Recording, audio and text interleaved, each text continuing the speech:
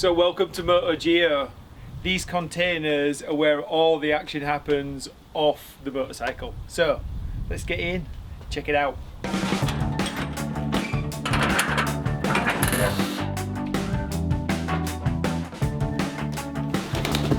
This is behind the scenes at MotoGeo. This is basically my domain. These two shipping containers is what I kind of work out of. I first saw the shipping container when I lived in San Pedro, and they were dropping off all of those shipping containers, and I fell in love with the idea of this kind of like shipping container home. That didn't materialise, but what did materialise was a shipping container garage. I basically just cut out the side of one 20-foot shipping container and then cut out the side of another one and put them together. So but this is two 20-foot shipping containers together. So on this side is more of the editing, the voiceover. This side, however, is also where I work on motorcycles. So on this side of the garage, trying to keep it real. Just recently restored this 1954 Triumph. My toolbox, we've got other projects around me on the way, and there's definitely more bikes outside. Got my gear that I use, test, my inspiration. For all of that is always this, where, hang on a second. So honestly, my inspiration for riding a motorcycle really came from my father. He was an avid motorcycle rider and just kind of got me involved in it from being a young kid, fell in love with it, started racing, etc, etc. At the end of my racing, to be honest with you, I didn't know what the hell to do with myself, but I knew that I love motorcycles, I love travelling. A lot of inspiration for that also came from like the long way around with Ewan McGregor and Charlie Boardman, who just got on a couple of motorcycles in England, London, and then just had an amazing trip riding around the world. And why not when you have all of this landscape to try and make adventures happen? And at the same time as they inspired me, I want to inspire you. So MotoGeo is all about getting you on a motorcycle, wearing good gear, getting on a motorcycle and just going and frigging enjoying yourself, because all of this is to be enjoyed, and on a motorcycle it's amazing. If you've got any questions about MotoGeo, about traveling, about really anything, just kind of like hit the comment section and maybe the next show might be on your question. When I first started, I started out just with a simple camcorder with a shotgun mic, and it's not all that much different anymore. I used to just grab hold of this thing, turn that around, shoot myself, and it's still the same today. And this is, believe it or not, what I've shot most of my episodes of MotoGeo on. It's a Canon 5D. I've had this soaking wet, upside down with water dripping out of the buttons. And the next day I've still turned it on and it's worked. Actually, I had to send it to Canon a few times to be repaired. But you know, those services are amazing, cameras are amazing, and you know, they're really accessible, because the first Canon camera I bought, I literally flew to New York and I bought it in the airport. It's that simple. Just grab hold of a camera and start shooting. If you're on bike, GoPros are awesome, and then drones now are so easy to use, reasonably priced, pretty robust, and those are a great addition to making any video. What we have on this side is more the video, the editing. On this side, behind the mat, we have the garage, the inspiration, the working on stuff, getting your hands dirty. You've met Beyonce, that's my hen. You've met Charlie, that's my dog. My wife and kid are somewhere around, so you'll be meeting them along the way.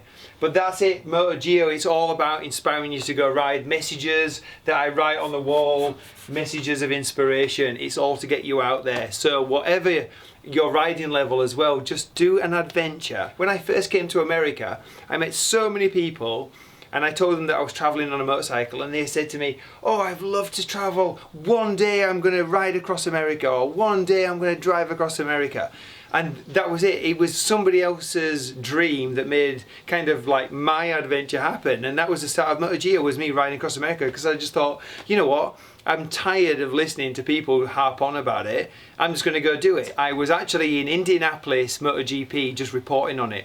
And then I had this idea of like, wow, I'm not far from New York, so why don't I just get a flight to New York, a cheap flight, and then ride across America and on a cheap motorcycle. So that was the start of really MotoGeo. So I did. I landed in New York with not any plans at all.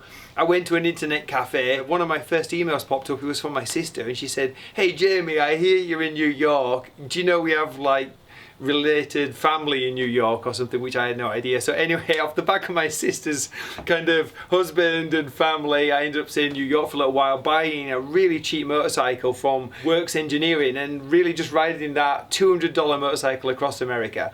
It was a blast. So grab hold of a camera and start capturing your adventures. I would have never thought of even being interested in that bike like 20 years ago. It's a 1950s motorcycle, for God's sake. But now I'm a little older, I can appreciate this old stuff and it's super fun to ride. And in my garage I've got a bunch of old stuff.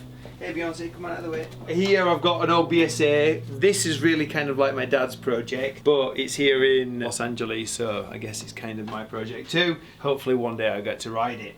This is my Ducati Scrambler. I'm taking this off the road because I'm going to do some more work on it. So you're going to see that coming up in future episodes. And then this is an old 80s superbike, a VFR 750. And this, I don't know, it's been one heck of a project so far. So it's real slow burner, this one. This one is actually an old 70s motocross bike, a Husqvarna WR250. Engine's being rebuilt. We need to put the rest of it together, so future projects as well. So with all of that as well, we can teach you. So if there's anything that you want to know about your motorcycle, hit the comment section.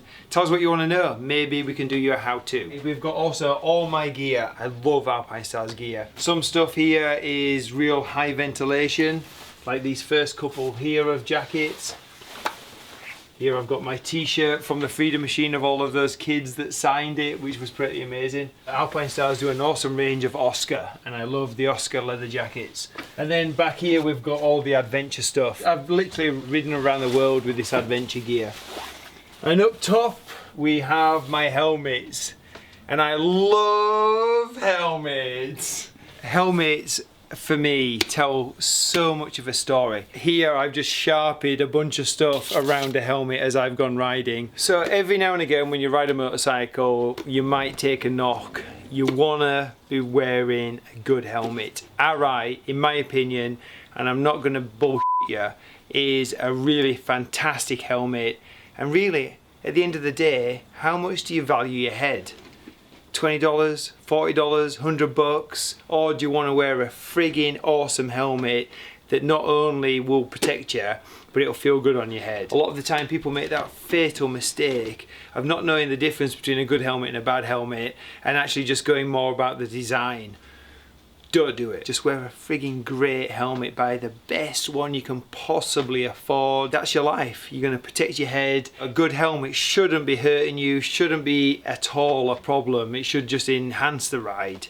And Arais, for me, definitely do that. This is my workshop, and really where we just try and restore motorcycles, work on motorcycles and just get my hands dirty. It's always good to know your machine. It's always good to know tools. It's always good to know about nuts and bolts, because if you go on an adventure and you've got to change out a wheel, or you get a puncture, or just something basic, or maybe even something major, you've got a chance of fixing it. So get to know your bikes. Here I have an array, as you can see, of awesome motorcycle lubricants from Moto. I believe in really putting the best products in your bike as possible. Same as wearing a helmet, same as wearing gear. Moto do amazing products across the range, so definitely look after the internals of your bike. So we're over at my toolbox, and it should definitely be a bit more organised, but if you can, get some tools, get a toolbox, and just have all of the different tools that you need to get into your motorcycle and to fix some stuff. It's the best thing you can do. Then you're going to know how to work on your motorcycle. You can take the key ones with you when you go on adventures, so you don't have to take the whole toolbox, because you don't need the whole toolbox to work on every motorcycle. You just need key things, and there's only so much you can do on the side of the road. So I definitely take out key tools here for every different adventure, depending on which motorcycle I ride. So in a jam, I can try and get myself out of it. So this is my hen, Beyonce. Not named by myself, but my wife named her, and yeah, she's the latest addition to the family. So from the hen to motorcycles to working on videos, and my friends at CC Motor Coffee in Portland, Oregon now come out with their own beer. How much better is that? So there you have it. That's MotoGeo. So cheers, enjoy your motorcycle, enjoy the freedom, and just go for a ride. And like I said, hit the comment section and ask us some questions, because the next vlog could be what you ask. So cheers, just go for a ride.